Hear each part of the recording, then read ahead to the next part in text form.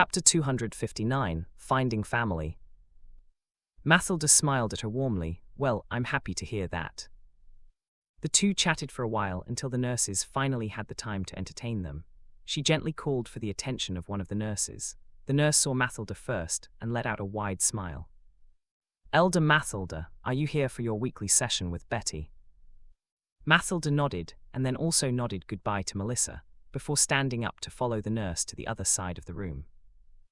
After the nurse settled Mathilda, she came back to Melissa with a smile. Sorry to keep you waiting, how may I help you? I would like to get checked on by the NPC. I see, well you'd have to wait for about an hour. The nurse said, the treatment for Elder Mathilda will take half an hour, and Ms. Betty needs to recharge afterward.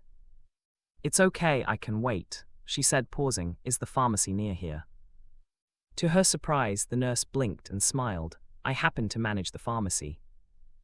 This confused Melissa a bit. Sheila noticed this and understood. Oh, I just apprenticed here in hopes of triggering an occupation. Althea had sent her to study with Betty in hopes of triggering the occupation. Healers were water elementalists. It so happened that Sheila had a water affinity. Occupation. This inspired Melissa. There were a lot of people in Vismont, and there were a few people who had triggered an occupation. The skills they inherited basically pulled them out of the quagmire. She too wanted to learn. Anyway, deciding to pass by the pharmacy first, the two women left the clinic and walked a block to their destination. Melissa looked around the quaint building. It was a 100-square-meter room with a large counter in the middle. There were about 7 other people in the store.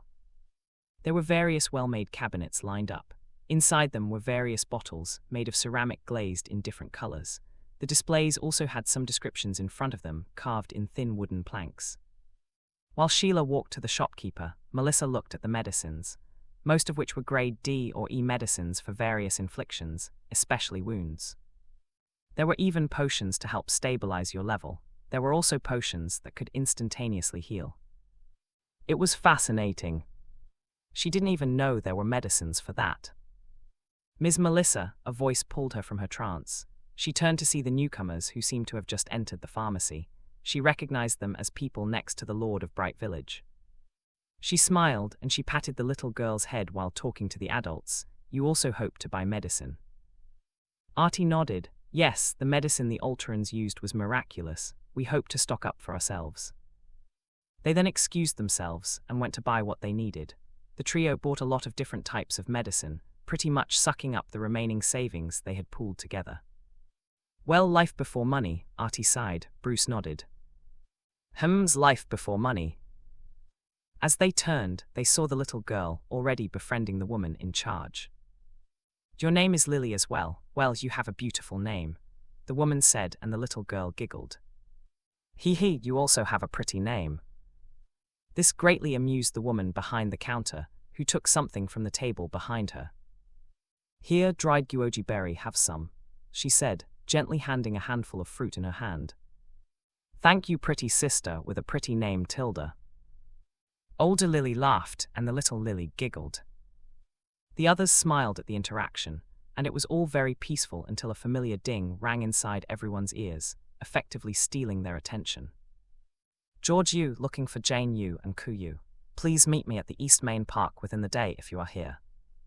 Honey Guevara looking for son Chucky. Please meet me at the East Gate within the day if you are here. I'm waiting for you. Danny Higgins looking for Joshua and Kate. Please meet me here at the village center. Similar announcements were made, and they realized there was a new trend. It also inspired a lot of people hopping to find relatives. This triggered a lot of chatter around the territory. How much is the announcement? A couple of silver, I think. I think we should make announcements. If the territory gets annoyed with the spam, maybe the price will rise. They were right about this. It could be said that even without knowing their lord, they had managed to grasp her money-grubbing pattern. Althea had indeed decided to increase the price the next day. She'd give them this for now. Even with the increase, of course, it would still be cost-efficient.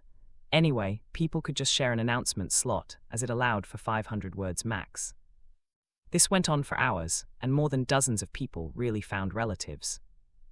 The word of mouth spread, and more people gathered around the plaza. Melissa went to join the fun, and decided to do so after she saw the healer. Betty was indeed quite pretty. With her height, she'd have easily swept the Terran modeling industry by storm. At the moment, though, the blonde was concentrating on using her ability on her. Melissa's eyes shut. The magic working on her body felt so relaxing. It was akin to bathing in warm, soft jelly. It was like she was being cleansed. When the light went out, her entire body felt lighter. She met Betty's eyes, who had been watching her expressions. "How is it?" she asked, and Melissa grabbed her hand in gratitude. "I feel so much better, thank you, I owe you." Betty shook her head. "A lot of it was thanks to your own leveling up and hard work." Melissa smiled, proud. "Well, I have a good family." Betty chuckled, though eyes hiding a bit of envy. "I bet you do." About half an hour later, she excitedly walked along the avenue to watch the show. She was with Sheila, little Lily, and the others at this point. They all had anticipation in their eyes. They settled down in one of the restaurants along the square, eating while watching relatives and friends reuniting, feeling second-hand warmth as if they found their loved ones as well.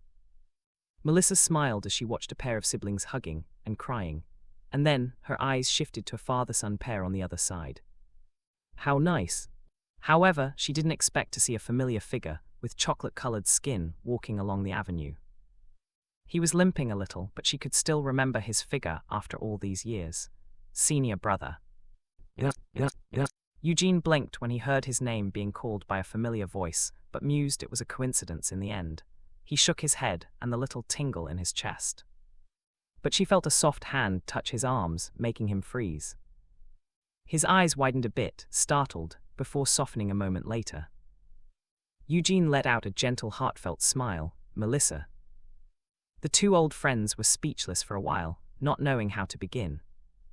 How have you been?" they asked at the same time, and they paused, chuckling.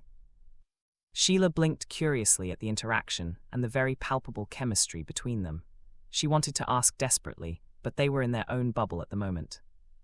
She gave up gossiping in the end, swearing to make Eugene spill the beans when he got back home.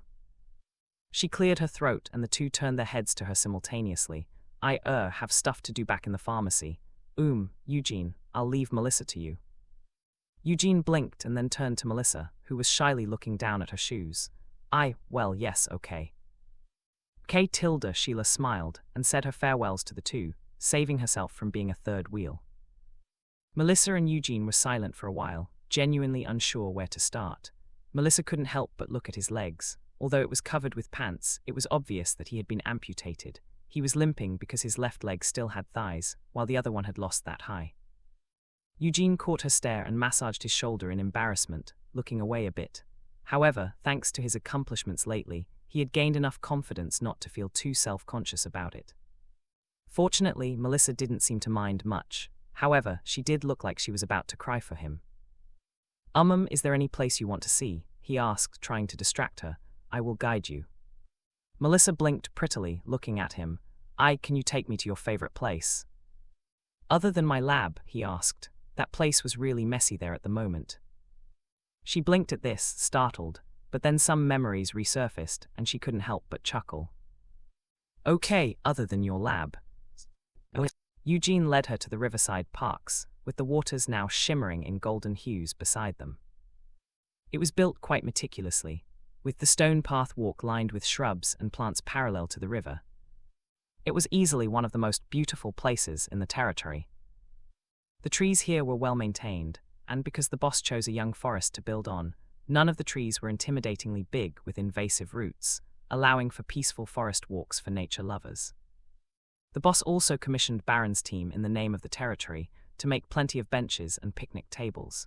Hence, every 30 meters or so, one would be able to see a group of picnic areas available for use at any time. Some existing trees along this area were uprooted and replanted somewhere else. Instead, colorful trees were lined along the main pathwalks.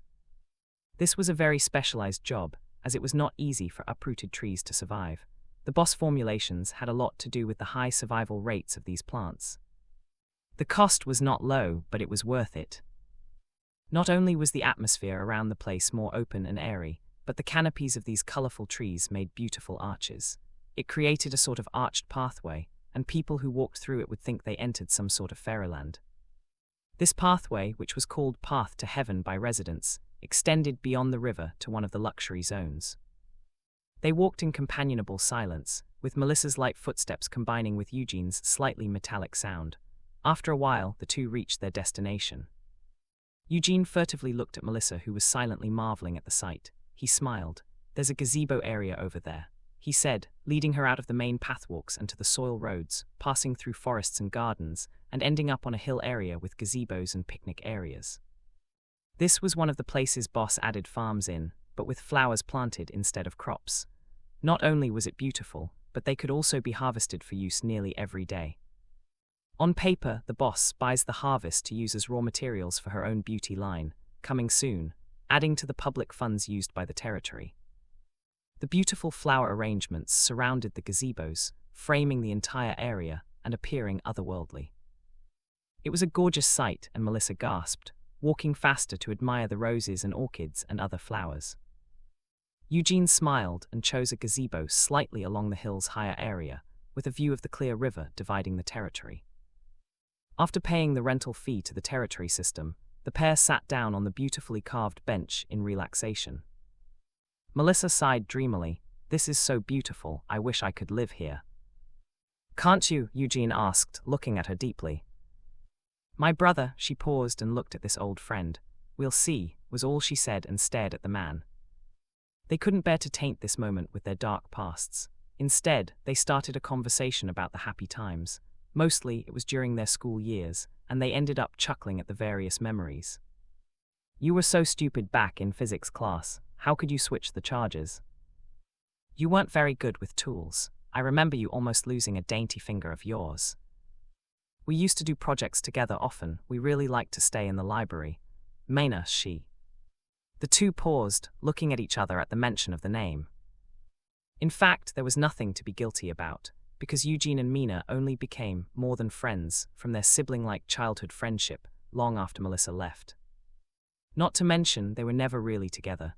They had sparks, big ones, but she had to drop out and he was conscripted, and they thought their fates ended there. But still, almost immediately, the warm atmosphere between them was doused with something a little bit depressing. They didn't speak for a few beats, and Eugene cleared his throat to get her attention. "In fact, this is just a small park compared to the main garden parks in the territory. Do you want to go?" Melissa, not wanting the conversation to turn to that depressing direction, nodded hurriedly. And so, the two of them stood up with awkward smiles, heading to these so-called territory gardens. They barely talked after that, all the way until they reached the gorgeous bridge around 8 meters wide, connecting them to the other side of the river tens of meters away. It was a fascinating piece of construction, and it distracted Melissa away from any of the earlier awkwardness that filled the air between them. Eugene smiled. As always, Ultra never failed to amaze. Melissa's feet moved on its own, her eyes fixed on the details of the bridge. The bridge was wide and spacious, with its railings made from carved wood and stone. The sides weren't boringly straight either. There were some overhangs with seating, so people could take a rest, relax, and look over the river without disrupting traffic. Melissa couldn't help but sit on one of these seats. It was a bit curved and comfortable to sit on despite it being stone and wood. She looked behind her to see the lovely river, along with the forests and buildings that abutted it, as if serving as its frame. What was most impressive was how long the bridge was. After all, the river was not just a few meters wide. "This is amazing. Did you guys build this in a few days?" "Well, 100 people worked on this, one of which was an earth metal elementalist, so it wasn't impossible. The pay and contribution were very generous." "Amazing." They soon reached their destination, and he took her to the still-closed Ultra Gardens, which was set to be a tourist spot in the territory. It was planned to open within a few days, but, as one of the elders, he was allowed to go in without problems. "My boss requested for a lot of fields to be built here, and she planted different flowers and plants instead like the gardens before, but much more detailed. She got a lot of contribution points for helping the territory build this." He told Melissa of some experiences and challenges they encountered as they walked and appreciated the features as they did so. There were various earthenware sculptures and plant arrangements, beautiful gazebos, benches, and picnic places. Eugene just knew this would be a popular destination for everyone. In fact, this was still far from what Boss had planned for this area. In her plans, there were fountains, artificial waterfalls, greenhouses, arcades, topiaries, and the like, which were scheduled after the level up. Eugene remembered asking Althea why she chose to develop areas like this when there was still so much to be built. Spirit, she had told him back then, people need to feed their spirits too. Looking at Melissa's pretty eyes and looking around happily, he now understood what she meant. The boss also said that when the area of the territory expanded, as well as local rubber finally finishing development, courts would soon be added to several parks in the territory. In this way, people of all types could really enjoy the space. They walked around the luxury area first, and they went past the bathhouse towards the special villa areas. The villas here were also very beautiful. Functionally, it had a similar concept to farm villas, but there were 2 villas to share a farm. A house also had more intricate decorations, and with flowers planted inside. It was a dream house to all. Melissa silently took note of the area and placed it in her heart. This was so she could visualize living there someday. Of course, this could just be a dream, but it didn't matter. After all, she hadn't had a dream for a long, long time. The 2 found a place to sit on the turf near the mouth of the river. They stared at the clean water flowing endlessly, perhaps towards an even bigger world they had yet to explore. In this line of thought, I wonder where these waters have passed. How wide is the world out there? Melissa mumbled absent-mindedly, and Eugene couldn't help but look at her deeply. They were surrounded by the vitality of plants and nature. Suddenly they felt that they didn't have to be so afraid. They were so little compared to the big world. Why did they have to act like they carried all its weight? Melissa couldn't help but look at his metallic leg, manually bent to a sitting position by hand. You must have gone through a lot, she said, eyes incredibly soft as she looked at him. The last news she had of him was that he entered the mandatory military service, and she thought he'd do great and come out with lots of medals. Who would have thought?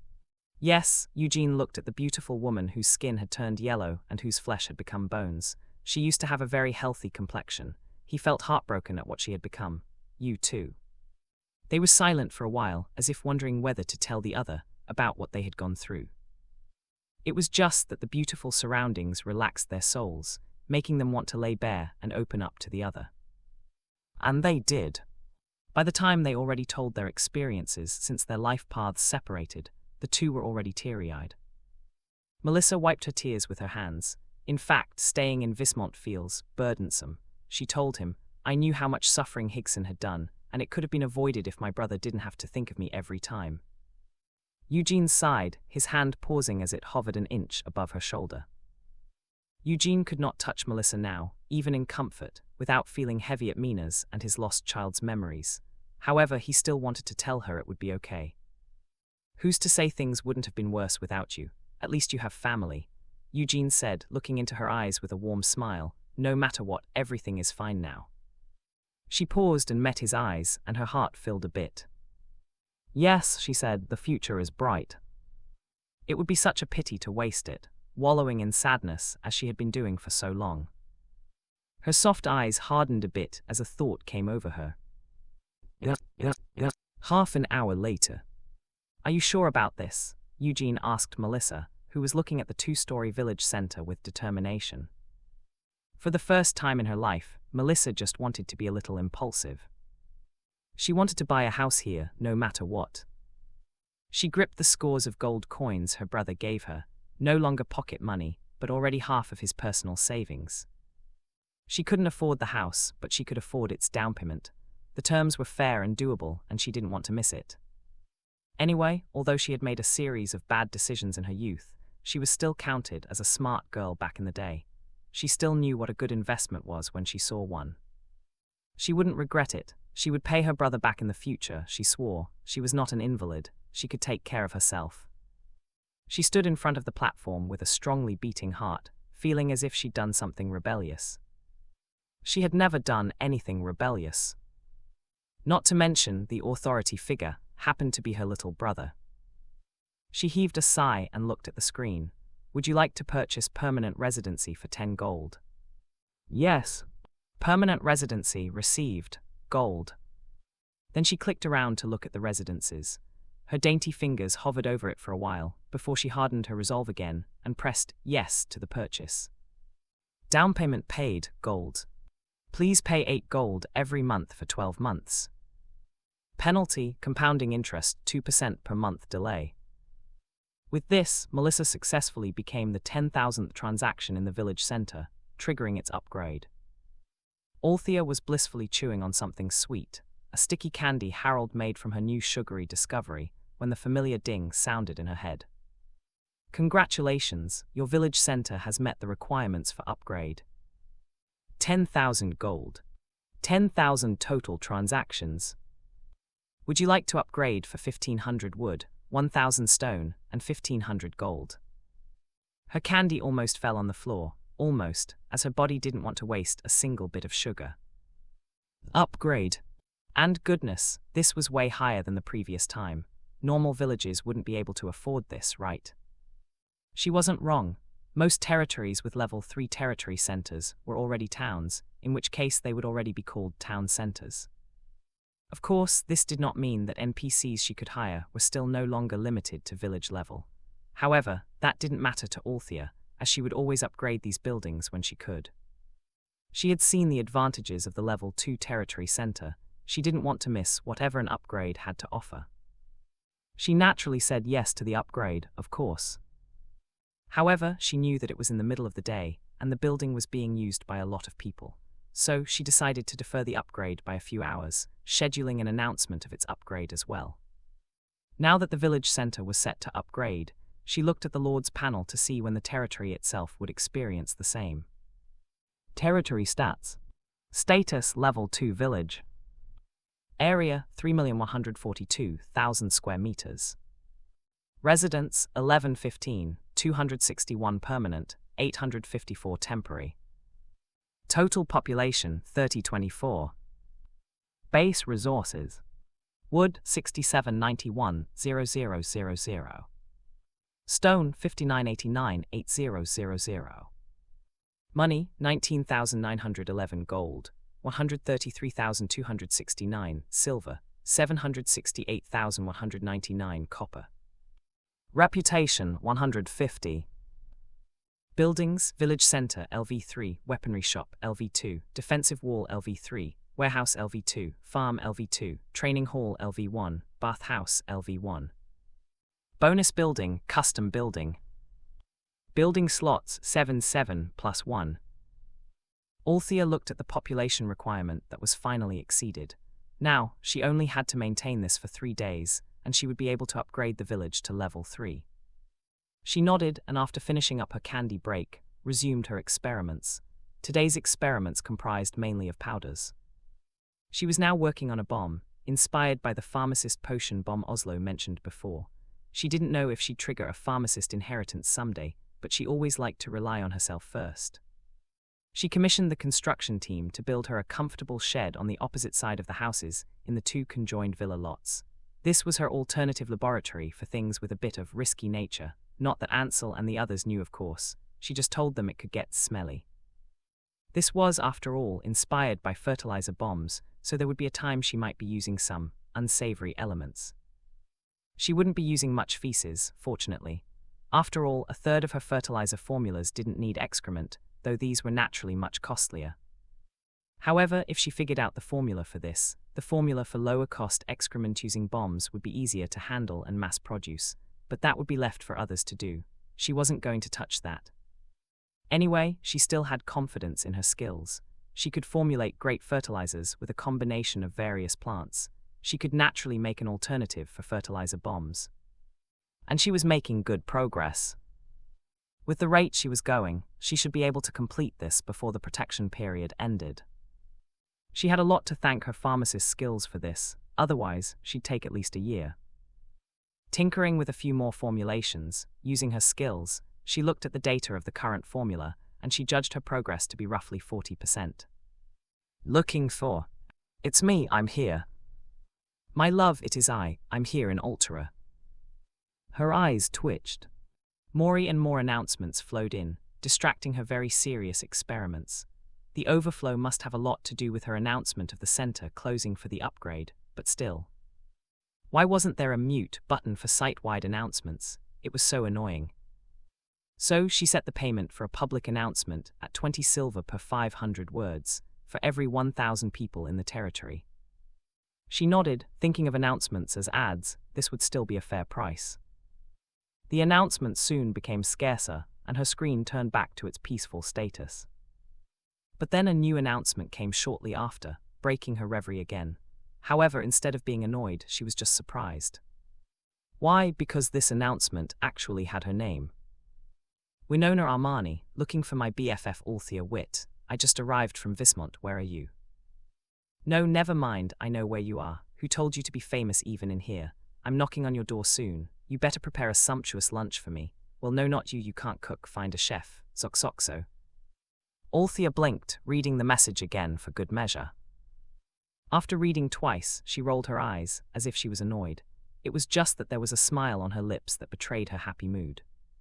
She put down her experiments and went back to the main living area and saw that the food was already being prepared. HNNG mama.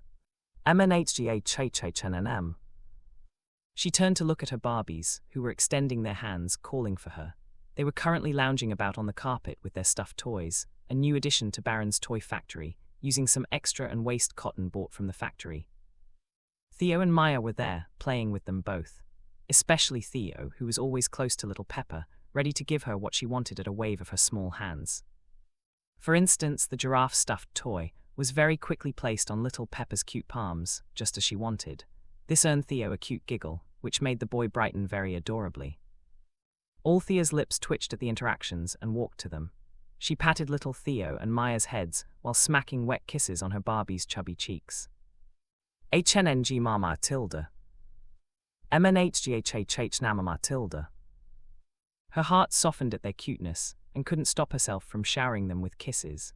They giggled and waved their hands and small little stuffed toys around, looking very happy to finally see their mother. This was what Harold, who had just come back from the cellar, saw. He had taken additional ingredients for a rich meal, as he felt dinner today ought to be special. "It was your best friend?" he asked, just to confirm. Althea smiled, her eyes warm. "Well, you can say so." Harold's eyebrows rose at the answer. Even if the answer seemed non-committal, he knew that Ms. Winona was definitely as she claimed. He was quite looking forward to a person their boss acknowledged, and even decided to prepare a few more dishes.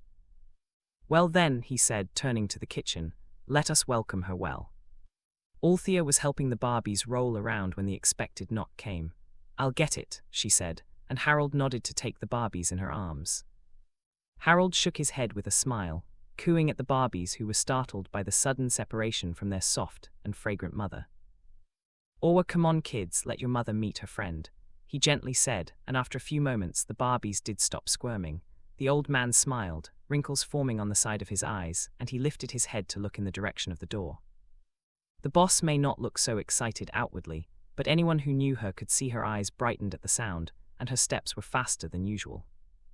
Outside, Althea opened the gates with a bit of urgency. Immediately, she saw the beautiful woman with long golden curls and a curvaceous body.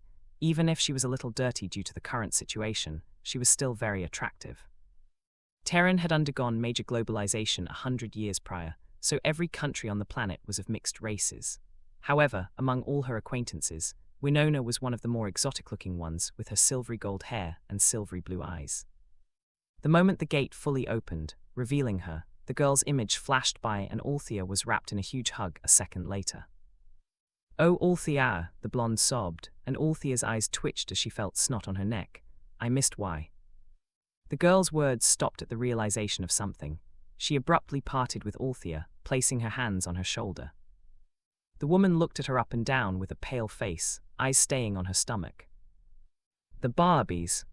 Althea smiled, gently patting the girl's shaking hand on her shoulder. "They're fine," she said with a soothing voice, but the fact they were premature didn't ease the other woman's worries. "Let me show you," Althea just said, putting her hand on the other girls and pulling her in the house. "Rest assured, they're both very healthy." "Well, if you say so," Winona mumbled, but it did put her heart to rest somewhat.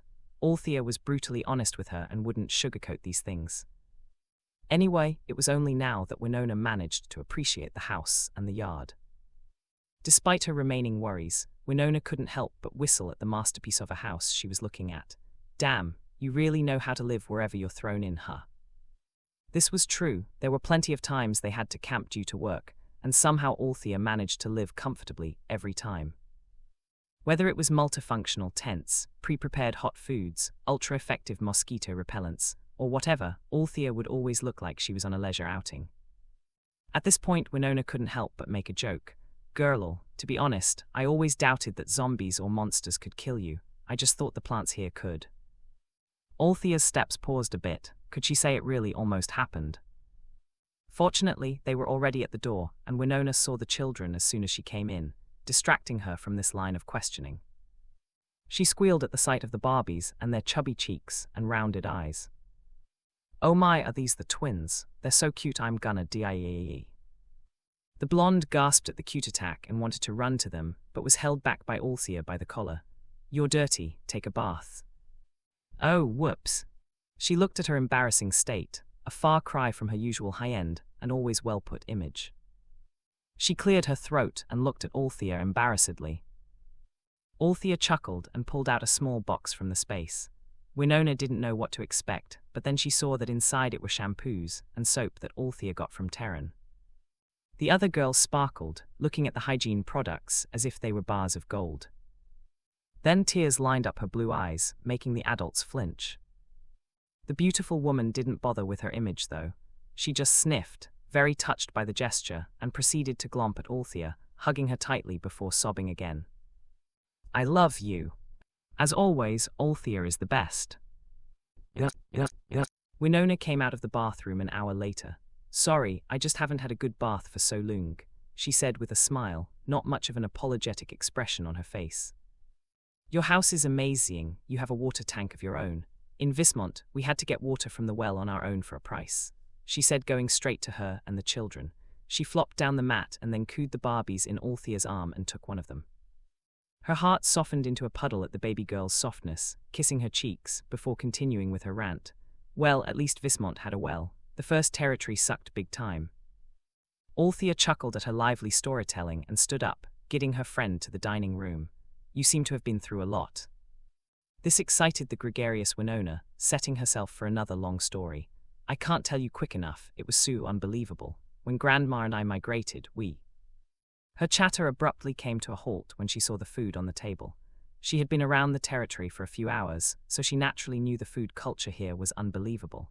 If she didn't overhear Althea's name as she shopped around, it was estimated she would still be eating at a random stall. Okay, let's talk later, she said, sitting down to eat. Althea chuckled at this and turned to Harold. This is Harold, he's in charge of our food. There are 2 others currently outside. The other kids are Theo and Harold's daughter Maya. Winona was always particularly polite to people who cooked her meals. She smiled and greeted the old man, as well as the children. This house was filled with children, such cute ones too. So happy. She always liked children. Too bad she was an only child. Then she paused and looked at Althea with a rare mood. Although she was living the life now, Winona knew it must not have been easy for a pregnant woman alone in the apocalypse. When the disaster happened, if her grandmother wasn't with her, she may have run straight to Althea, her pregnant best friend with a missing husband. She also knew that guy was also on a business trip, leaving Althea alone, which made her even more flustered and guilty. All this time, even when she and her grandma were suffering, her mind often dazed off in worry for this pregnant best friend. Still, they found each other in the end, didn't they? I'm glad you're okay, she said as she gripped the other girl's hand, truly. Althea smiled, you too. There were so many detours, but the 2 of them were together again, and that meant so much to them both. The trio ate happily, with Winona praising Harold's food to the heavens, making the old man blush in embarrassment. If you live with me, you can have meals like this every day, Althea said with a smile, and Winona's spoon paused midway as she whipped her head to look at her. Some tears lined up the blonde's eyes, making the other 2 flinch. Bitterly, she threw back a rhetorical question. You think I don't want to? Later. Althea sheepishly rubbed her nose, knowing this was a prelude to a rant. Absent-mindedly, Althea took a bite at the last viand, not noticing Harold's nervous stare. I would have run to you when things happened. It was just that, Winona paused, looking at Althea, who was gaping as she ate a dish. She waved her hand in front of the auburn-haired woman. "Hey Althea, what's wrong?" Althea ignored her and continued to chew, taking another bite to confirm there really was a difference to the other dishes. She paused and used her ability to analyze it. Harold's pie E, +1 health every 3 seconds, lasts for 1 minute. She blinked and raised her head to look at Harold, who was smiling in response. "It's you. I just triggered the occupation, just today in fact." Althea's eyes brightened. She had always wondered when he'd trigger it. After all, he had been cooking so much and using a variety of novel ingredients. Before, when she asked the NPCs why this was so, they said triggering an occupation was half dependent on talent. Harold not activating despite all the resources and innovation likely had to do with lesser talent. In the same vein, the fact that Harold triggered it now meant that he had worked very, very hard. She felt quite proud. She was also very curious. What skill did you get? The active skill is a similar identifying skill to your first skill. I can identify up to level 10 for some mana. I also activated a passive skill. With it, there is a 20% chance of making food with special effects, like this one. Althea nodded. It was not as good as Cook, who had a much larger passive and could offer the special effect food in restaurants, but it was more than enough for a small team. "Congratulations," she said, eyes warm. "I'm proud of you." "Thank you," Harold smiled, genuinely happy for this growth of his skills. This was primarily because it felt like his importance to the team increased. Winona looked at their interaction with complex emotions. She could see Harold was sincerely trying to serve Althea as some sort of housekeeper, and Althea in turn genuinely liked the old man and treated him as a confidant. To create rapport in a month meant they probably went through life and death together. To be honest, she was a little jealous. Before, other than her family, only she was close to Althea like this.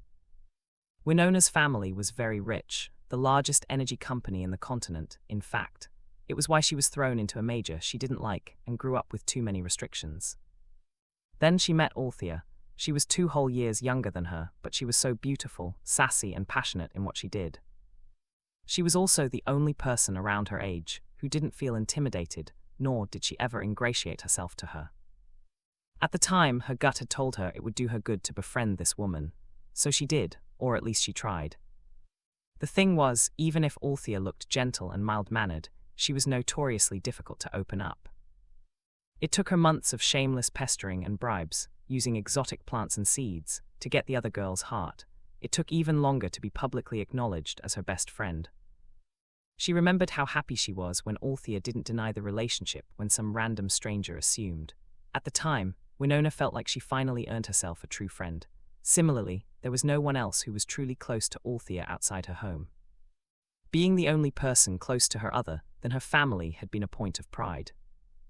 But now she saw a group of people getting closer to her heart, just because they happened to have migrated near her. Althea seemed to have sensed her friend's change of mood. She didn't know what it was about, but her hand held the other's automatically anyway.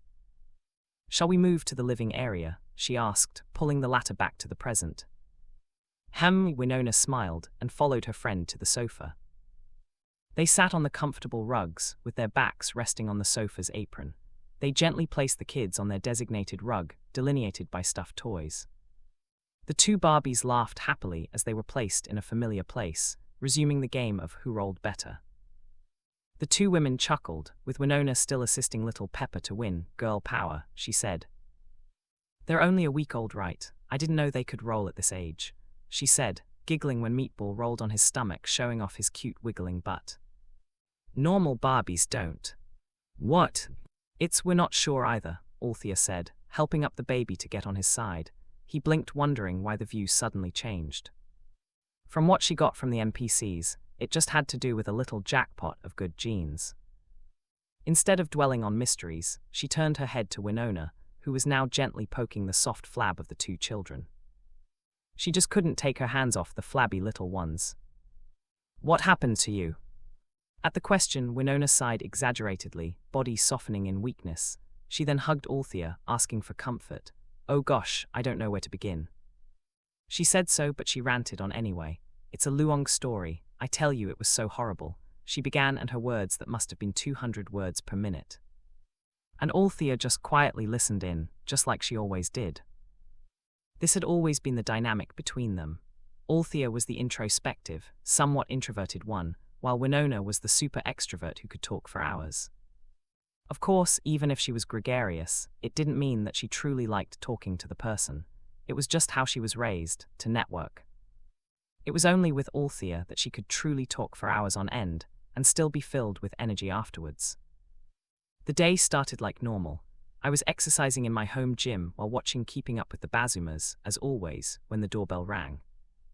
It was my grandma. She sneered a bit at the memory. Yes, that grandma. Althea nodded, understanding that this was obviously the paternal grandmother Winona didn't like.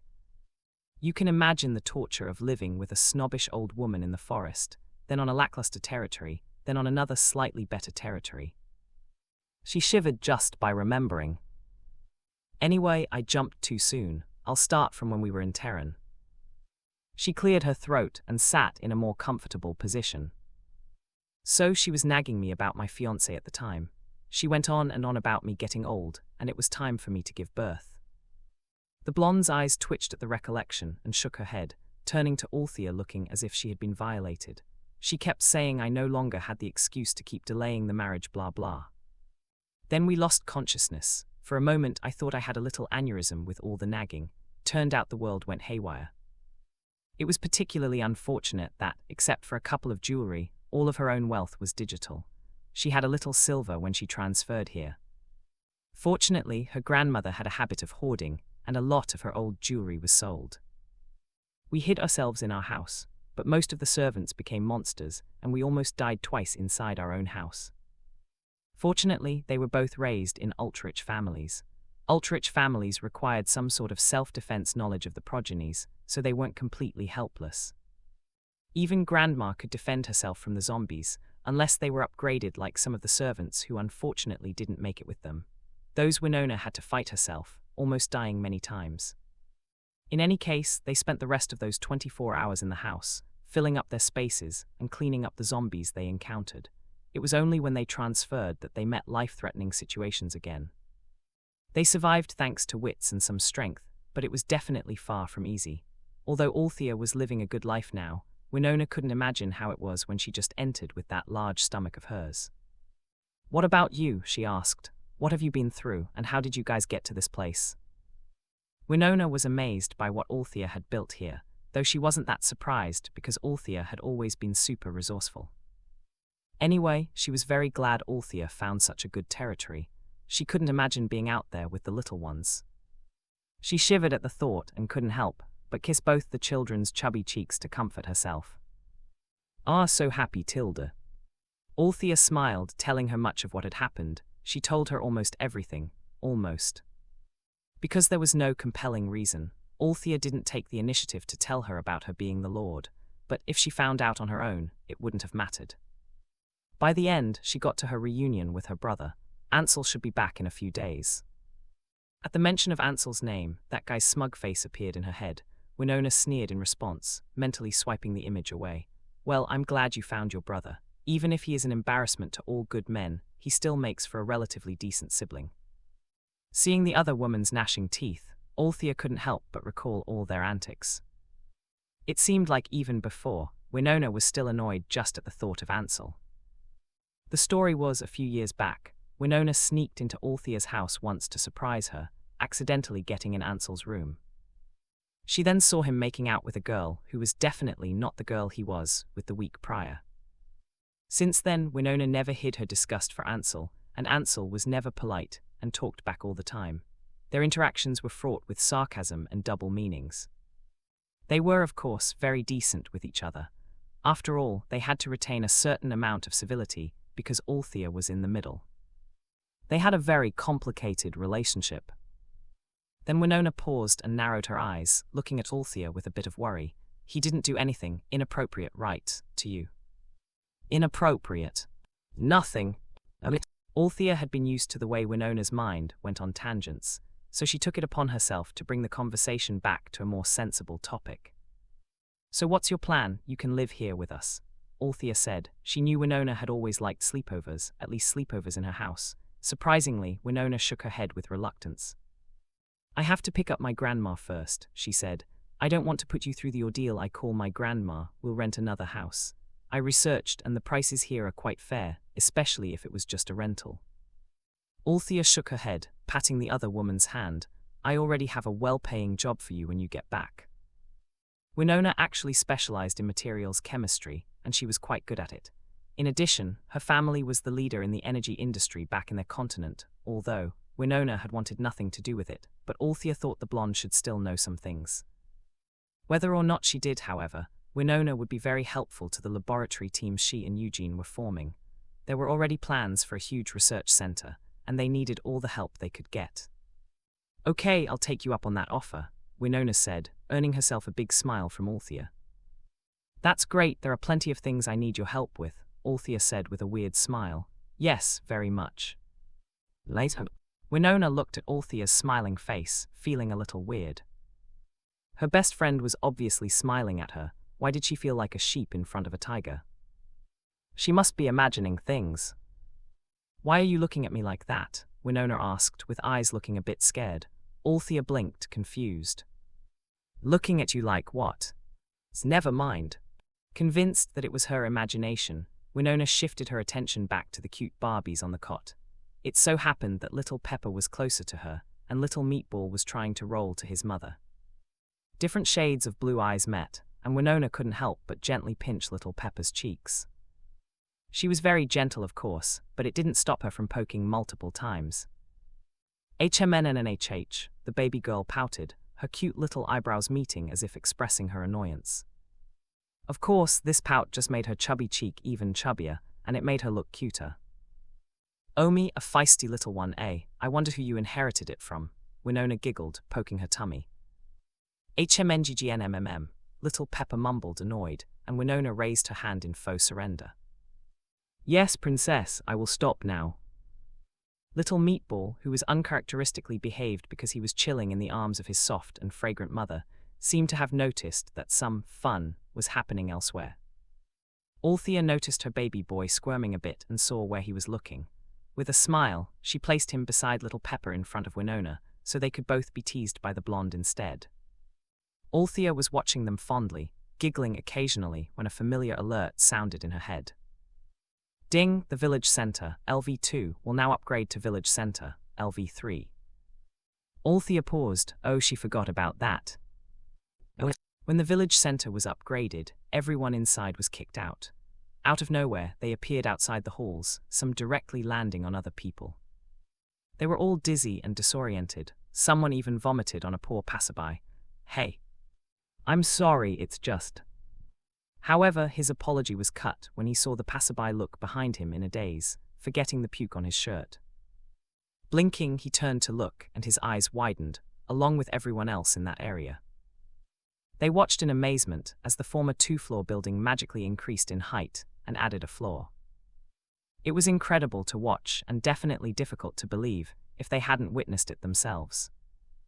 Obviously, there was an announcement of the upgrade, but it was still an unexpectedly magical sight. Althea, far away and in the comfort of her house, also checked the new status of the village center.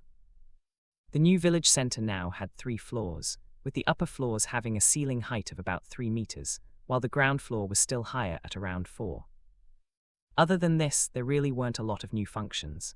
This may have been because level 3 territory centers were often found in towns, which in and of itself presented a lot of upgrades. Anyway, no harm was done by being too early, and she decided to make the most of what they could do with it now. On her screen, there was a translucent image of the 3 floors. They were empty except for the pre-existing furniture in the lounge, and the rest were up to her arrangements. She set the top floor to remain as the NPC floor and executive lounge. She would be able to place more sophisticated lounges and partitions, also adding some dining tables and the like. She would also be placing a small library, whenever books would be available. The second floor would be meeting rooms and offices for the different departments. Although she was building a larger government hall of sorts, it was not a priority, and the current size of the officials could still fit on the second floor.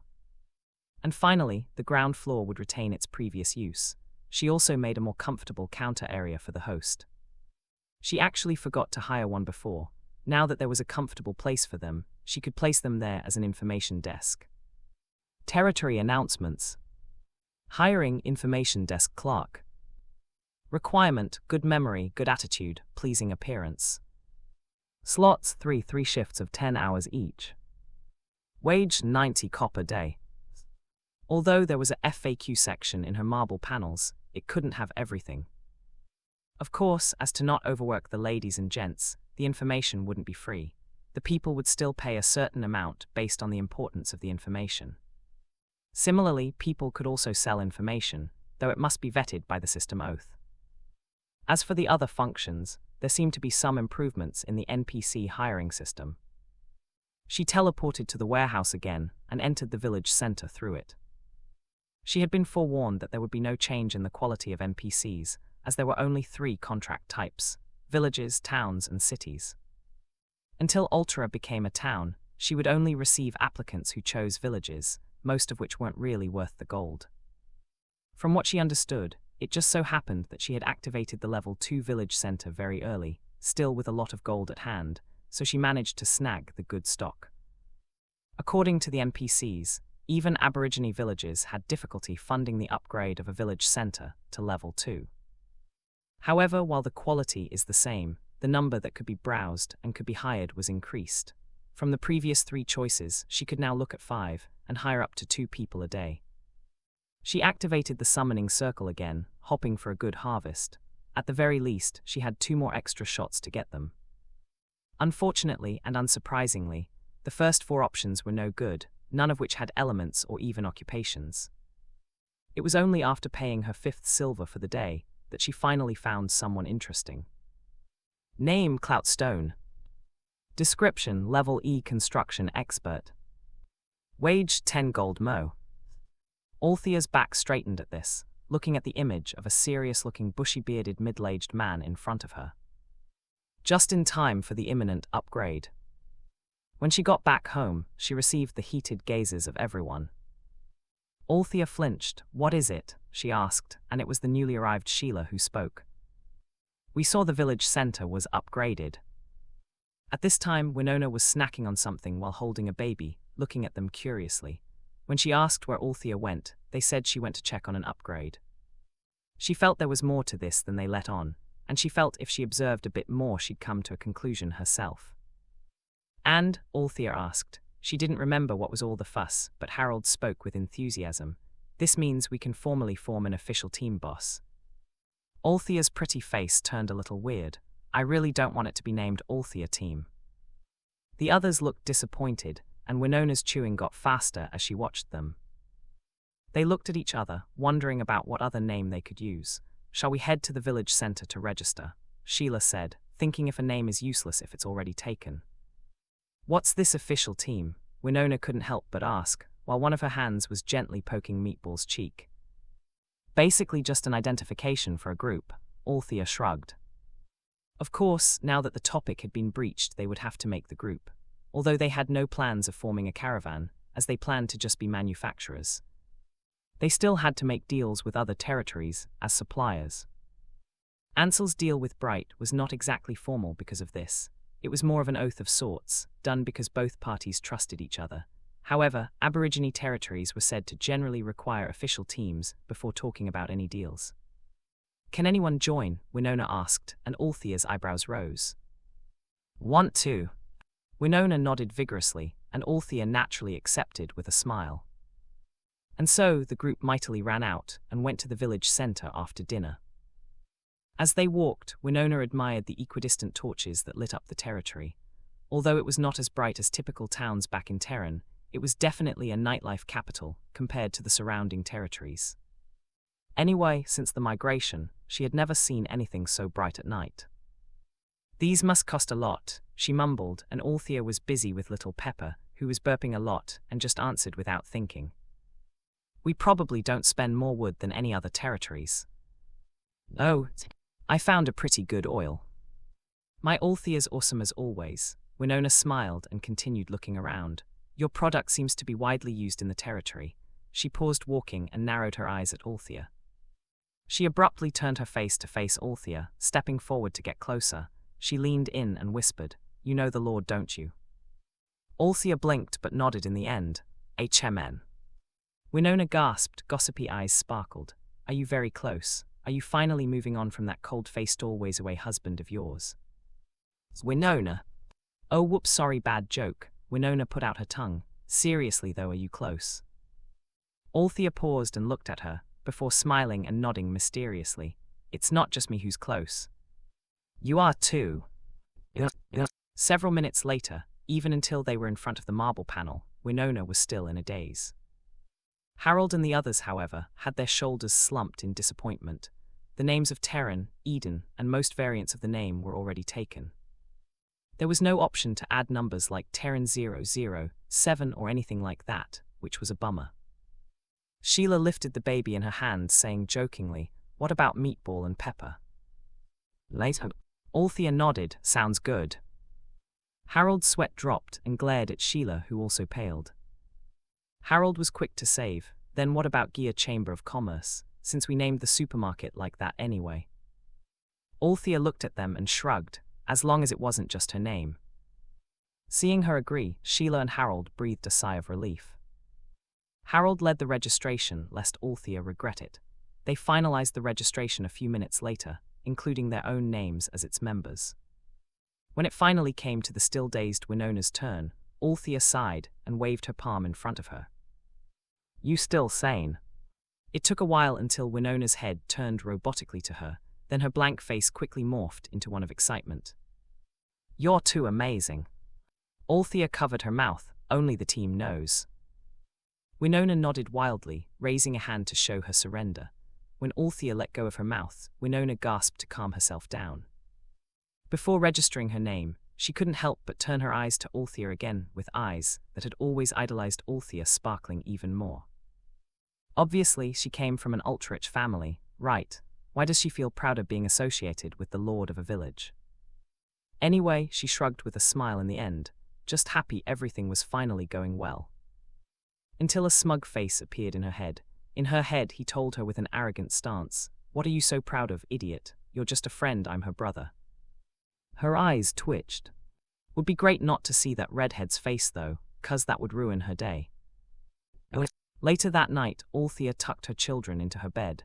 Suddenly curious about the teams, she opened her territory tab. She wanted to see what interface related to teams appeared. As the Lord, she naturally didn't have to access this window all the way from the village center. Althea saw there was indeed a new team tab, and by choosing it, a list of teams to check theirs appeared. There was information about the number of members. She couldn't access their home bases, among many other information, as that was only possible with mercenary halls. She arranged from the newest one, her emerald eyes perusing mindlessly while patting her children to sleep. Then her hands paused, eyes fixed on a name about a dozen names further in. This meant that this team had been created far earlier than any of the teams in Altera. Terran Mercenary Team, she uttered, unsure why it sounded a bit special when it shouldn't. After a while of staring, she told herself that she really shouldn't think too much of it. After all, at this point, some of the surviving territories could have reached level 3. But her eyes stayed there, and her finger couldn't help but touch the holographic name. How mysterious. Obviously, there were plenty of names she could associate with, like the Country of Eden, Aberdeen Team, or Terran folk. And yet, she felt a weird connection to this one. She wondered why. Hundreds of kilometers away from Altera, a team of well-built men and a woman traversed the rough nature's terrain. The team walked through the dense forests, their swords, machetes, and the like clearing the path as they made their way to their destination. When the ground beneath their boots changed from hard ground to a softer, yielding texture, they stopped, and the person in front immediately went to check. Garen looked at the scout, who was leaning down to study the soil for clues, meticulously surveying the terrain. It should be here, the scout, Chris Felton, aka Three Eyes, told them as he squinted his eyes to a direction. He got the inheritance of scout skills, very in line with his specialty back in Terran. Vanessa, intent on contributing, chimed in. From my research, the target plant thrives in dark and humid places, she said next to them, looking at the plants that she knew to be more adapted to moisture. I'm guessing there should be caves in that area. Garen nodded, pondering on the next point of action. In the end, they concluded that it was not practical to go there with the entire party. It was still best for scouts to check out the area before they went there. "I'll check it out," Chris said, but paused just before he disappeared. He cleared his throat and looked at the others. "I'll need someone with combat skills, though." Chris had the wind element, but even if he was technically a swordsman, he had very little attack power. His skills and specialties focused more on control. For instance, he could place the element on his feet, making him run extremely quickly. He could also send light items like leaves to send them to serve as a signal, saving on resources. However, even if he wanted to, he wouldn't be able to use it to assassinate people, let alone the monsters here. Perhaps he could use it to assist, but never to directly kill. Garen pondered who to send with him when a man with reddish-brown hair stepped forward. It was Johnny, looking at Garen with determined eyes. "I can go with him, Captain," he said. "I have enough attack and defense capabilities, and I also have speed-up skills to do the job." Garen thought for a moment and looked at the Earth Elementalist before agreeing. "Go with him. Send the signal when it's time for us to follow." The two nodded at the instruction, with Johnny sending a subtle glance at Vanessa. The woman caught his glimpse and smiled, making Johnny happy he volunteered. Chris pulled him back to the task at hand with a pat on the shoulder and pointed in a direction. "Ah, right," Johnny said, and the two sprinted to a direction to see the so-called cave. Chris, assisted by his level C speed boots, quickly disappeared from sight, followed closely by Johnny with his ability, Instant Starting Blocks, where he used Earth to serve as racing blocks. While waiting, the others took advantage of this time to finally get some rest. They were currently finishing up a mission as a mercenary team, which was important in their standing on this continent. Using the mercenary hall in Feral Town, they took plenty of jobs during this time. So far, they've done at least a dozen level D missions. This was their first level C mission. Objectively speaking, level C missions were a bit of an overreach considering their average levels, but not impossible because they could fight beyond it. This was not to mention the strict training regimes they went through both in Terran and here. Level C missions generally required people to be in their level 20s. Garen had just reached level 19, while the others ranged from level 14 through 17.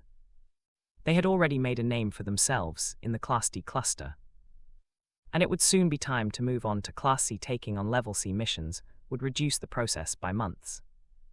This mission was to obtain a sea-level plant called Harana Orchid. Although it was only sea-level, it was rare and difficult to trace. It was primarily used to formulate some special medicine by those rich pharmacists. Because of this, the mission rewards were also very good. Not only would they get a few hundred gold, but they'd also receive several pharmacist-grade potions, which was what they were really after. While Feral Town had a decent pharmacy offering products that could help them gain some health and mana, especially those below level 20, pharmacist-made solutions, they heard, were particularly special. The normal mana and health potions already cost a lot. Pharmacist-grade solutions cost about 100 times more, making this mission extremely worth it. Overall, despite the risks, it was a great opening mission for a new league. Minutes trickled by as they waited for the scouts to come back. While some waited for the two, the others were tasked to guard the perimeter in case monsters appeared. The mobs in the area ranged from level 12 through level 14, which was indeed a challenge, and a lot of them got injured getting here. Despite the injuries they gathered, they persevered, and they went on with their mission regardless.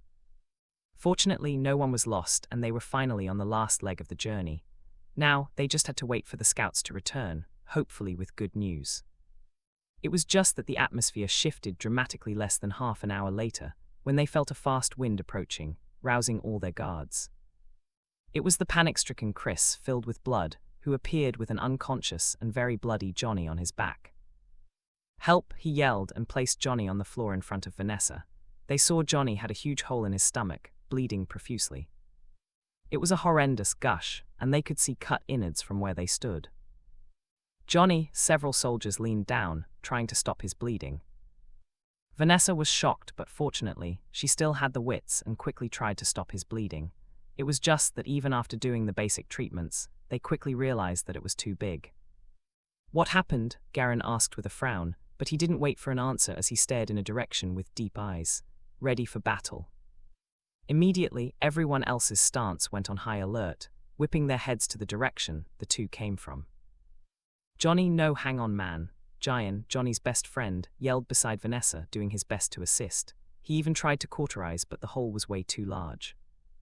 The others tried not to get distracted as they listened to his sobs, their attention kept in the direction Garen was facing. Judging by the captain's deep frown, they could feel the severity of the situation. It seemed that they were up against very formidable opponents this time. Everyone's defensive stance changed to one ready to attack. With no exemptions, their elements were ready to call at a moment's notice. Suddenly, a fast wind came and was about to attack Chris. Garen quickly manifested ice picks and threw them in a seemingly aimless direction. Suddenly, a human quickly backed away, narrowly avoiding the sharp edge. It was a man with a one-body frame, tall and a pale face, but he looked rather than sickly, he looked more like a thin vampire that fed on blood. "Tusk," he said, wiping the small line of blood on his cheek. The speedster then swiftly moved back, almost teleported, to a direction where he stood. At the same time, his new position revealed his companions, no less intimidating than him. There were 3 people beside him, each with their own characteristics. "Shame," a feminine voice uttered, making the speedster tut in annoyance. It was a woman with a strong figure and reddish-brown hair. Next to her was a muscular old man with a bald head and a short beard. He had his arms crossed, just staring at them with no emotions. The last one had a bulky and domineering build. He had a huge body framed twice that of a normal man. The others had impassive expressions on their faces, while this man reeked of malice. The team saw the dripping blood on one of his hands, its mark extending all the way to his arm. It was obvious that it was the arm that passed through Johnny. They glared at him, livid, and he just sent them a toothy smile in response. He even licked the blood on his hand. Garen's eyes narrowed, brain already churning for what they could do. Because elementalists were so rare, indigenous people also evolved to develop other elements focused on their physical abilities. This included super strength and super speed. This was the first time they encountered this type, let alone both. The bulky man looked at each of them up and down, and he sneered at their low levels. "Tusk, the team that stole our mission was so weak." He turned slightly to the direction behind them. "Captain, I'm offended." After his words ended, a new figure emerged from the shadows, entering their line of sight. Suddenly, the air stagnated at his entrance. It was a handsome man with striking features appearing in confident strides. He had long locks with a unique fusion of red and black. It cascaded leisurely down his back, beautiful, but akin to snakes. They didn't know if it was their imagination, but they could almost see some sparks surrounding him. His piercing red eyes looked at each of them. There was a confident smirk placed upon his lips, and it felt so self-assured that it was insolent. He moved with predatory grace, exuding an air of supremacy, and normal people would not dare look at him in the eye. Everyone, especially the only woman, Vanessa, stared at the man exuding magnetic charm, despite the undeniable threat he showed. The man was well aware of his effect on women, but he didn't take a second look and focused on the leading figure instead. "Ice, that's rare," he said, an evil, arrogant smile pasted on his face. Garen's azure eyes narrowed, body tense in guardedness, meeting the newcomer's red ones. At this time, all his guard was up, and was ready to give it his all in a moment's notice. This man was definitely a force to be reckoned with. The atmosphere turned incredibly tense, with their side brewing in a mix of guardedness and aggression, while Vanessa tried to handle Johnny again, belatedly, as she was distracted by the newcomer. Everyone else created a wall around them in guarding formation. The newcomers did not attack and only watched, which made everything even more tense. Soon, Vanessa shook her head. A few people gasped as they saw Johnny's pale face, while the rest glared at the enemies in front of them. They didn't have the time to mourn the loss of another companion, but they could definitely spend this energy to avenge him. The Terrans stared at the 5 people, simmering in aggression. It was as if they were ready to eat up prey, and at the same time, looking at them like ants. It was extremely humiliating. The man the enemies called Captain only stared and looked at them, as if not noticing their piercing glares. As he spoke, his penetrating eyes observed them like a tiger surveying his target. "You are very brave to take on a level C mission at your level," he said, words admiring but his tone mocking. "It would have been fine if you didn't attack my people for no reason," Garen said with his low voice. He was still thinking of whether to fight. The loss of Johnny was heavy, but losing more for revenge was impractical. He could tell all these people were several levels higher than him. If an all-out fight were to happen, it was estimated half of them would be lost. "If you give us the flower, then we will let you go," he said. Everyone glared, and Garen didn't refuse immediately. Abandoning a mission would ban them from the cluster for at least a month. There would also be a lot of long-term effects, and their few weeks' effort would be for naught. But would he risk any more lives for it? Of course not. Seeing the boss considering, Jian reacted immediately and aghast. They killed Johnny. Garen looked at the enemy leader. Although the flower or the mission was nothing compared to their lives, it would really feel like Johnny's death was null if they lost it as well. Failing would also disallow them from taking any more missions for a time. The time and resources lost would also mean they would find their loved ones later. And he couldn't guarantee that these people wouldn't go on a killing spree either. While honorable strongmen, or those who wished to be seen as such, would not unnecessarily kill people with much lower levels than theirs, this was not a universal rule at all. Garen tried to think of a compromise. The two groups fighting will cause losses for both parties. "I feel that there should be another option," he said. The huge man scoffed, obviously thinking of them as ants. Ants had no right to negotiate. Garen was unmoved. "What about I fight one of you to determine who owns the flower?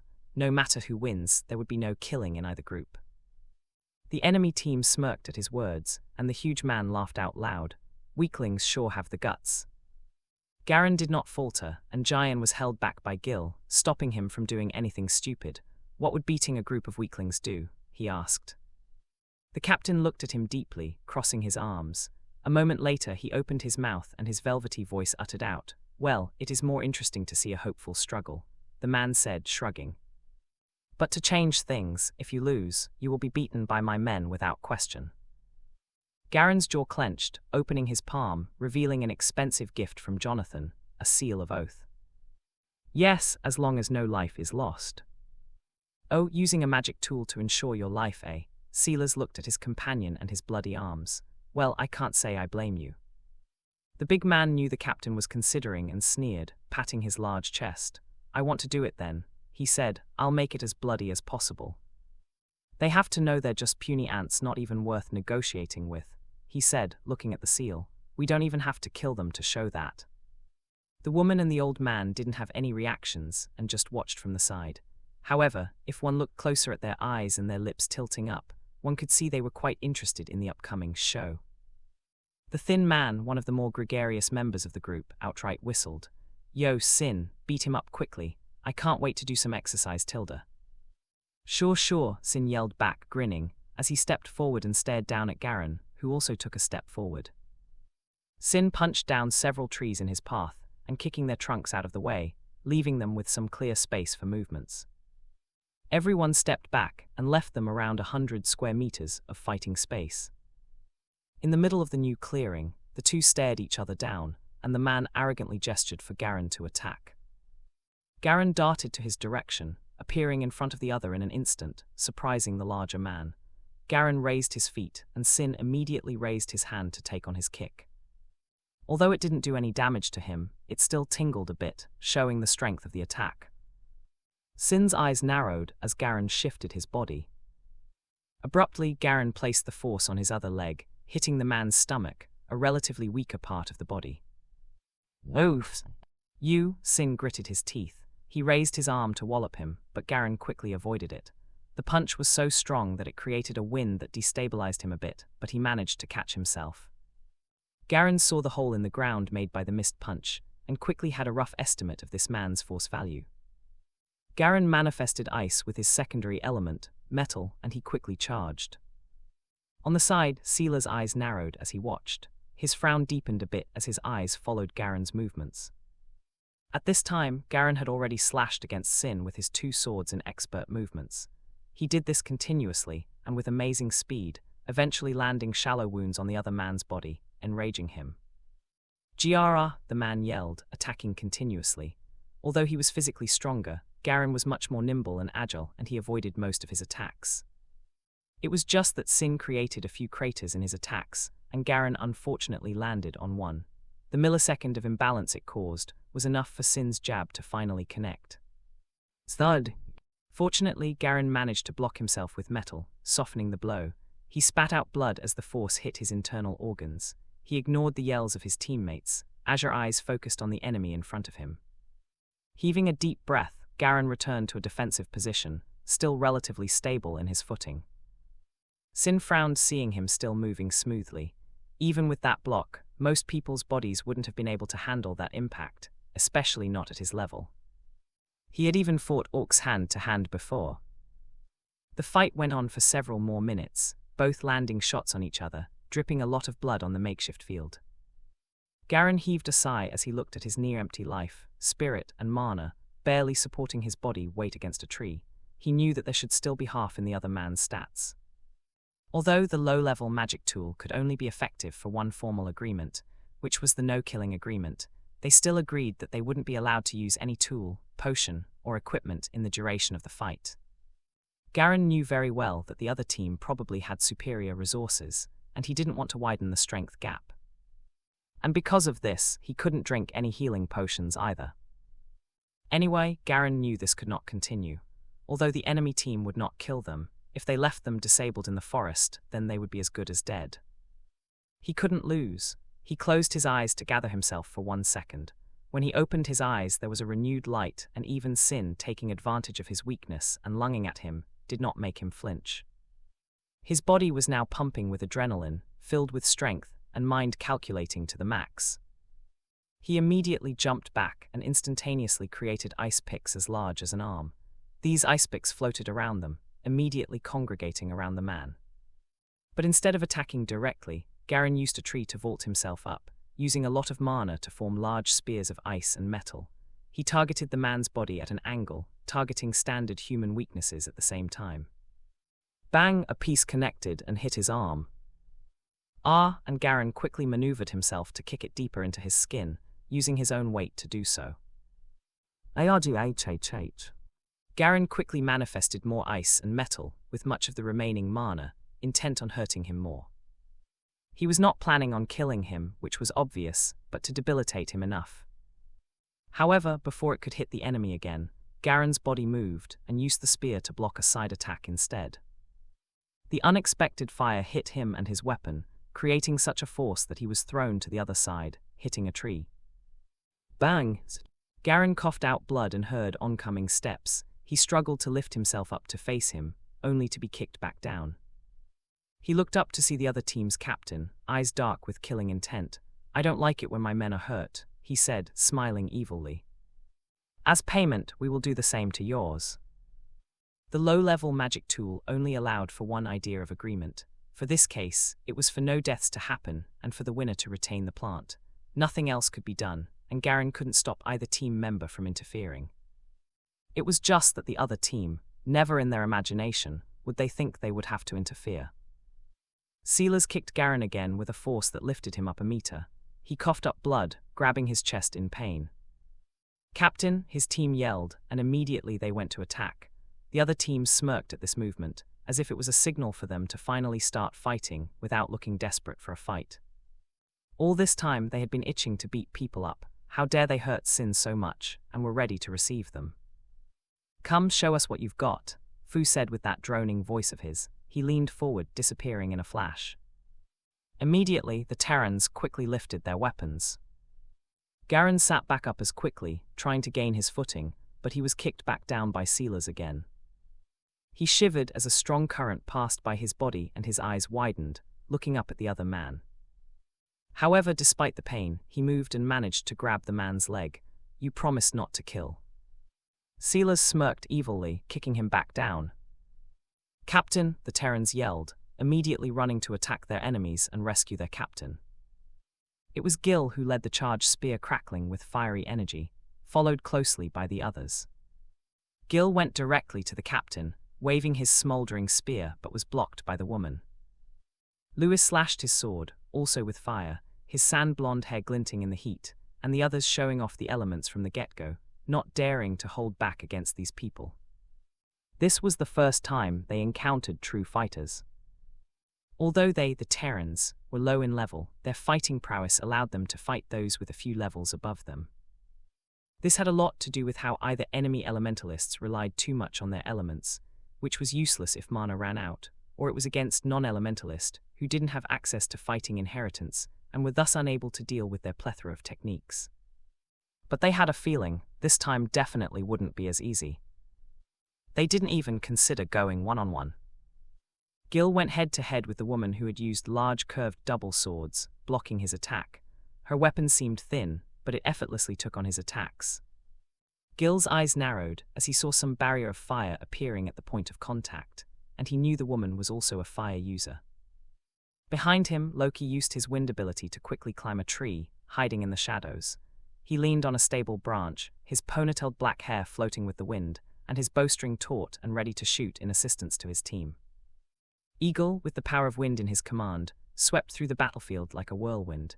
His short ash-blonde hair flew wildly in the wind as he met with the speedster's attack. Next to him, Turbo manifested a water whip to hit the momentarily stopped sealers. The man didn't even flinch as the old man appeared in front of him, manifesting an earth wall to easily block all attacks. The old man's legs parted, and he stomped his feet and clenched his fist, and the wall broke to many pieces, attacking Turbo in turn. Shit. Fortunately, he was quick and managed to avoid the bulk of the attack, but was hit regardless. Fu quickly went to him and Turbo bent backward by instinct, avoiding a sharp edge that cut his spiky hair, giving him a very bad haircut. Darn it, Turbo yelled, manifesting more water attempting to trap Fu, who was now causing damage behind, particularly to Chris, who had barely managed to block with his sword. Turbo, distracted, failed to see the large boulder heading towards him. Jake quickly leaned down and placed his hands on the ground. The earth shook along with his quiff hair. Instantly, a massive shield appeared and blocked the hit. He frowned when the rock decimated his shield, however. Tusk didn't even last a shot. Soon dozens of similar rocks floated and headed towards them. F*CK, Jake yelled, manifesting many shield walls. Guys, watch out. Brandon similarly protected his companion with his windshield, similar to a barrier, though for now it could only slow down the rock's pace enough so his companions could deal with them. Ryo, the shy water spear wielder, fought with determination dealing with the projectiles, protecting those behind him. And then there was Jayan, an impulsive fire user, angrily deflecting the stone attacks with his sword, slashing excessively as if they were the heads of the enemies. By the time he dealt with the rocks near him, his short dark brown hair glistened with sweat and several embers of flame were surrounding him. Then his eyes met with Sins, who had now gotten up, drank some recovery potions, and very much wanted to pummel someone. Jayan had been desperate for revenge for a while now. It wasn't a surprise that he went to Sin. Using his fire swordsman skill, he immediately lit up his sword with his elemental fire. Similarly, many other elements joined in, catching the enemies a bit off guard. The other team was startled by the plethora of elements that surrounded them. Who are these people? Fu the speedster asked. He was sweating a bit, found his way back to his side and asked his companions. However, unlike most, he didn't feel particularly intimidated. It wasn't the first time they encountered a team filled with elementalists. It was never quite so large a group, but it wasn't too far off. Percy, the old earth elementalist, narrowed his eyes, though the hard stones floating around him were as menacing as ever. I do wonder which city owns them. He looked at their captain, a bit concerned. Does it matter? Strength is the last word, the muscular woman Valeria said. HMN, just do away with them. Anyway, we agreed not to kill them. Sealers said without a care, looking down at their leader who was standing up. This meant whatever happened, no matter what these guys' background was, it didn't matter. But we are sure to give them a taste of what a bloody lesson truly is. Garen's eyes sharpened as his fist clenched in both pain and anger. It was indeed a bloody lesson, but they would definitely not go down so easily. Aberdeen City, 2 years prior. The early morning sun filtered through the window, seeping to a certain couple inside their bedroom. However, unlike the usual atmosphere, the air at this time was heavy with the scent of medicine and antiseptic. Althea carefully unwrapped the soiled bandage, the sight inside slowly revealing itself. She frowned when she saw his jagged wound. It was reddish and bluish and painful looking. Her heart ached at the gash, but continued to care for him, gently cleaning his wound. Garen looked warmly as his wife carefully handled his wounds. One good thing that came out from that accident was that he got to spend many days straight with his wife, and she was still caring only for him. His gaze was blatantly hot, and Althea couldn't help but blush. but then she saw his wound again and felt very angry in response. She glared at him, though it looked adorable in his eyes. Having fun, she asked bitterly, and he didn't dare nod. However, she could see it in his dozing gaze, and she pinched his cheek in response. "Well, it's annoying, don't smile," she ordered, and Garen immediately schooled his expression to his usual stoic one. Althea then proceeded on her task, completely ignoring him. However, as she did so, her sights ended not only on the red wounds but those that were healed by time. She couldn't help but trace her hands on his many scars. "You have so many scars, do they still hurt?" she asked, voice soft. Obviously, her anger couldn't last when she knew he was in pain. Althea knew that sometimes scars were still painful even after years. Garen's body was filled with them. If all these scars hurt then. Garen's eyebrows furrowed, and he flinched at the sight of his wife's, eyes slowly getting filled with tears. "Wife, don't cry." "They don't hurt anymore," he said. "In fact, they are important." Althea blinked and stared at him, and he couldn't help but kiss her cheek. "Each scar is a testament to what we have been through," he told her, tone very gentle as he patted her smooth face. "For us soldiers, scars are testament to our story of survival and valiance. Even if the lesson was bloody, it was a lesson nevertheless." Present. Garen took advantage of the distraction to consume healing potions that he had in the space. However, he was kicked back down as soon as he did so. "Calm down, let's watch what your people can do," Silas said, turning his attention back to the various fights that surrounded them. He was completely unperturbed at the misfired shots or stray rocks. The closest fight was Sammy's, though he was without his characteristic grin, and on his face were signs of tension. The soldier fired his wind arrows with uncanny accuracy, all the while moving and avoiding the shots directed at him. He was particularly prominent in appearance with his semi-bald hairdo and dark skin. Unlike Loki, who threw arrows from the dark, he shot away as he moved. Gil was also very, very impressive. He waved his spear with skill, as if it was a part of his body, and he was going head-to-head with Valeria, only receiving the occasional assistance from his teammates. While other fights were entering their peaks, Sin and Giant's fight, on the other hand, was at its decline. Giant and Sin faced each other. Sin was standing arrogantly while Giant was sweating profusely and could no longer stand upright. In fairness, Giant did relatively well in his attacks, but Sin was just much stronger than he was.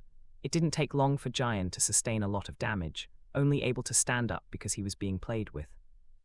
And they also received instructions not to kill, sadly, so there was that. Anyway, Sin was definitely having fun torturing him, which was more humiliating than just getting beat up. Giant was not reconciled. Obviously, he was almost beat by the captain, and he was already weakened. However, his anger didn't do much to his strength, and soon Sin got tired and wanted to deal with the other flies. Without noticing, a large hand formed into knuckles and was about to connect with his head. "Oi, Giant!" Mao's earth elements surrounded himself with earth, using his body shield the defenseless Giant. Crack! The heavy punch connected with the earth armor, but compared to the ground Sin had created craters on, the shield wasn't much harder. Bang! Crack!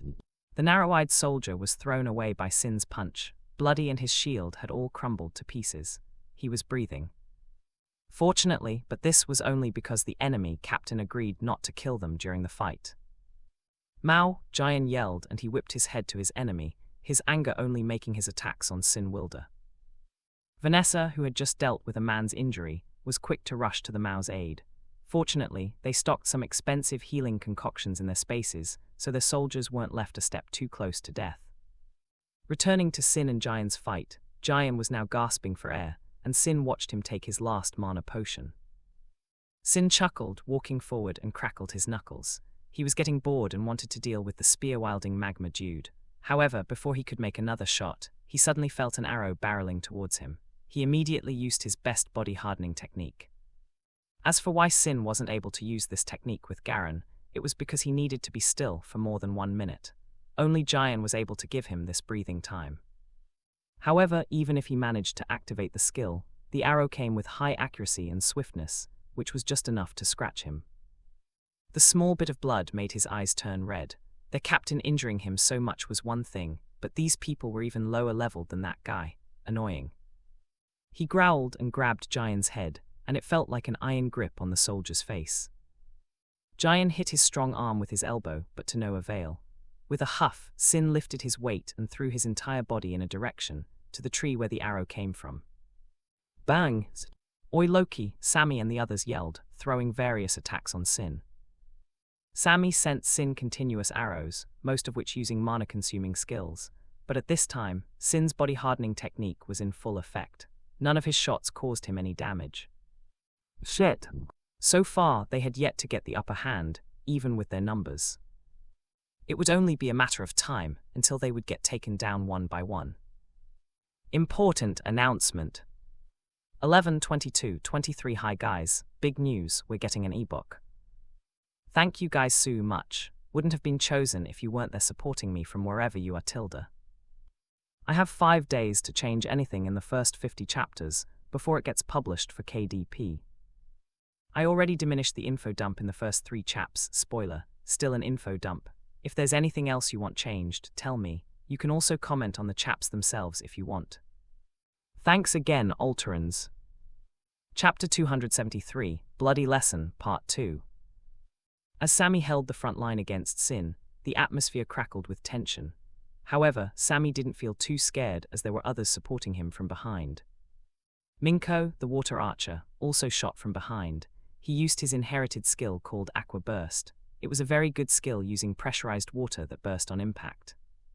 However, Sin's body skill was still in effect, and it only annoyed the man, throwing some destroyed stones to poor Minko. Brandon was quick to shield him, fortunately, and even threw back the stone. Still to no avail, of course. But when he noticed there was no effect, Minko shifted his shots to the woman who was currently being dealt with by Gil. Tusk, the woman yelled as he felt his hits burn a bit. It successfully distracted the woman, and with Gil sending a flurry of well-timed attacks, was forced to step back to Plaridal's firewall. Whether or not it had an effect, Minko didn't notice because the same rock thrown before was thrown at them again. Chris and the curly-haired Ben was facing the relentless attacks of the speedster. While Ben continuously sent his sharp water blocks, Chris was not idle with his own attacks.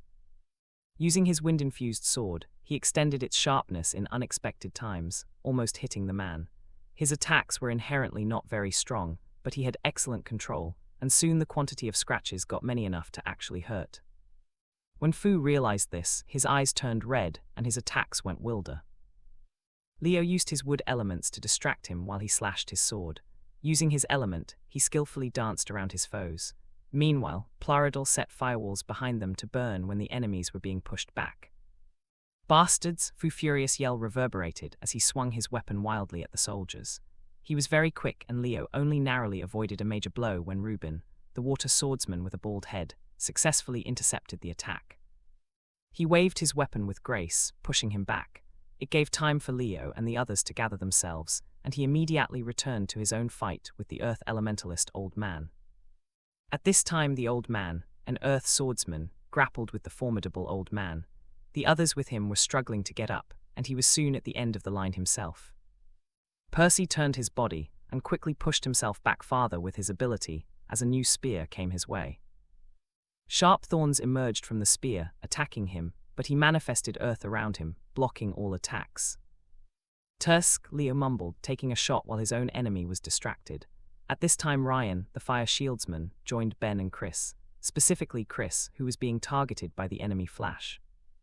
However, the enemies this time were not normal.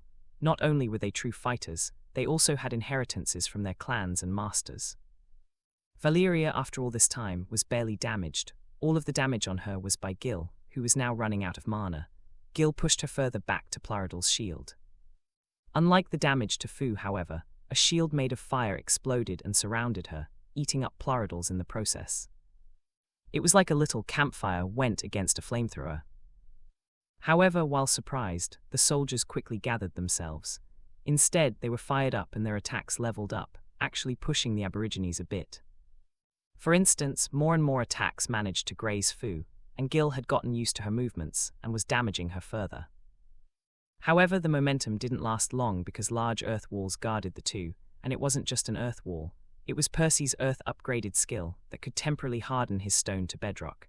This is my clan's secret technique, Supreme Harden. Damn it, the Terrans yelled, but they didn't stop their attacks. improving even in the harshest conditions. However, the gap was there, and the three enemies were successful in managing to defend against the nearly 20 soldiers from Terran. Soon, half were rendered unconscious. Vanessa, defended by Santos, another Earthsword warrior, also showed her archery skills with grace, supporting from behind when she wasn't doing first aid.